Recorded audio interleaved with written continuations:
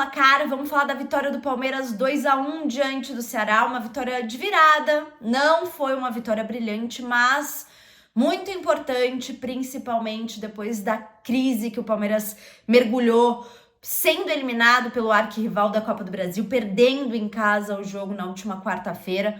Então é uma vitória importante para o Palmeiras dar uma respirada, começar a tentar virar essa página.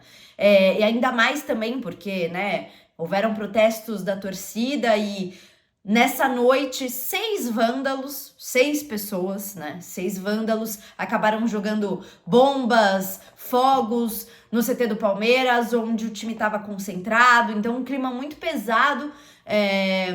O estádio lá naquele início de jogo hoje contra o Ceará tava com um clima melancólico, né? Até dava para ver no semblante dos jogadores. Público ruim, segundo pior público dessa temporada, pouco mais de 27 mil pessoas para acompanhar esse jogo. No Dia dos Pais, um dia frio em São Paulo, num dia que não passou dos 16 graus por aqui. E o Palmeiras que repetiu a escalação do último jogo contra o Corinthians, coisa rara, né, nessa temporada. Dificilmente o Abel Ferreira repetiu escalações e dessa vez foi a mesma formação que enfrentou o Corinthians, que começou jogando contra o Ceará. E olha, eu vou confessar que quando terminou o primeiro tempo eu fiquei pensando, gente, eu vou parecer uma vitrola quebrada nesse pós-jogo da Placar, porque eu sempre falo a mesma coisa. Porque o primeiro tempo foi mais do mesmo, né? O Palmeiras mais uma vez teve o controle do jogo, posse de bola, mas fica rodando a bola e não cria chances de gols, não chuta o gol. Foi assim durante o primeiro tempo inteiro, um primeiro tempo sonolento. Quem não viu essa primeira etapa do jogo nem perdeu muita coisa, porque realmente não dá nem para destacar algo. O Palmeiras, como eu disse, tocou a bola, não criou chances, o Ceará também não ameaçou em nada. E aí acaba o primeiro tempo, o Palmeiras sai vaiado de campo, volta para a segunda etapa e tem uma máxima do futebol que é clichê, mas que é impressionante como acontece, né? Quem não faz, toma. E foi assim que o Ceará abriu o placar na primeira chance do Ceará, um chute belíssimo. O Ceará acaba abrindo o placar e parecia que a coisa ia complicar de vez, né? Porque imagina o Palmeiras sair de uma derrota pro Corinthians, ser eliminado e aí no jogo seguinte, no Campeonato Brasileiro, perder mais uma dentro de casa para um time que, querendo ou não, é inferior ao Palmeiras, tem menos investimento. Então, esse 1-0 criou ainda mais um clima de tensão. Mas aí o Palmeiras primeiro mudou peças, né? E eu acho que isso ajudou. O Flaco Lopes entrou muito bem no jogo. Entrou o Felipe Anderson também, que confesso que ainda não consigo entender a insistência do Abel em não usar ele na melhor posição dele, que é pelo lado direito. Sempre entra pelo lado esquerdo.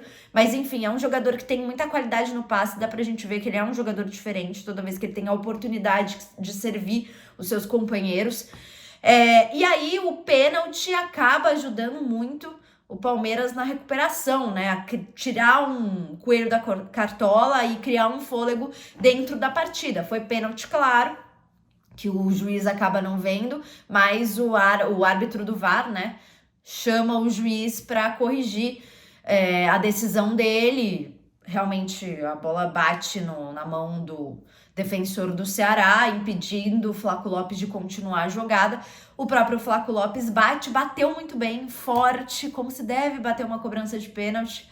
Algo que também deixa o torcedor palmeirense de cabelo em pé, né? Porque a gente sabe como o time do Palmeiras perde cobranças de pênaltis, mas o Flaco bateu bem e empata o jogo. E aí logo em seguida, mais uma boa jogada dele, gol do Vitor Roque. Vitor Roque que vem sendo o destaque do Palmeiras nas últimas partidas. Tava faltando gol, então foi muito importante ele ter feito esse gol. O primeiro gol dele no Allianz Parque. Mas ele vem sendo muito importante, porque ele é dos poucos que tem brigado muito pela bola, que tem tentado criar oportunidades, que briga sozinho com os zagueiros, que tenta encontrar alternativas. Então, esse gol também é muito importante pro Vitor Roque, que fez o gol dele, saiu dando um sorrisão.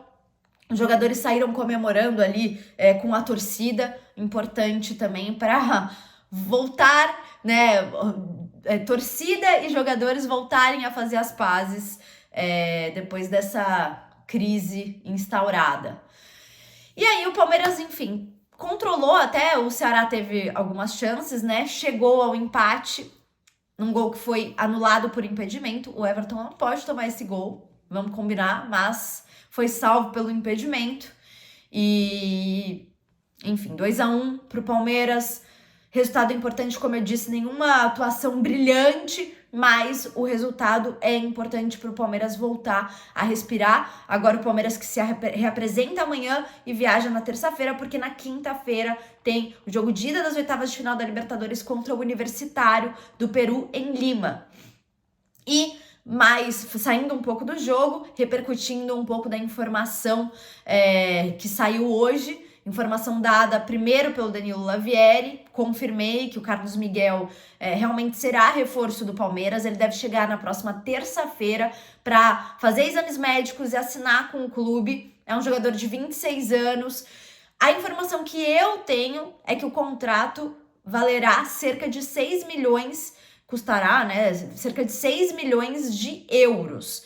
E aí eu não sei se são 4 milhões fixos, mais 2 em bônus, esses detalhes a gente ainda não tem, mas essa foi a informação que eu recebi. E outra informação que eu recebi é que o Carlos Miguel também teve proposta do Flamengo, mas ele escolheu jogar no Palmeiras. Então é um goleiro de 26 anos que chega para uma posição em que o Palmeiras realmente precisaria contratar, não vai renovar com o Marcelo Lomba, o Everton já tem 37 anos, então eu acho que é um goleiro muito bom, se mostrou muito útil no Corinthians, é um goleiro que defende pênaltis, que tem bastante envergadura, então acho uma boa contratação do Palmeiras. E você, o que você achou do jogo, da atuação do Palmeiras e da contratação do Carlos Miguel? Comenta aí.